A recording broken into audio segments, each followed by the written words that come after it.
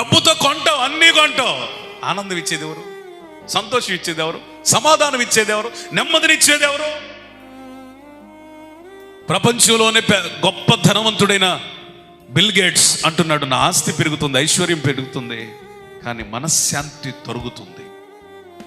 వద్దన్నా వస్తుంది ఆస్తి, కావాలన్నా రావటం లేదు మనశ్శాంతి.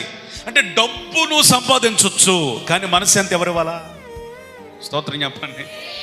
అందుకనే ఒక దైవజనుడు చక్కని పాట పాడాడు, లోకంలో ఎన్నో జయాలు చూశాను నేనింతకాలం, అయినను ఎందుకో నెమ్మది లేదు, సమాధానం కొదువైనది యేసయ్యా, సమాధానం కొదువైనది ఆధారం.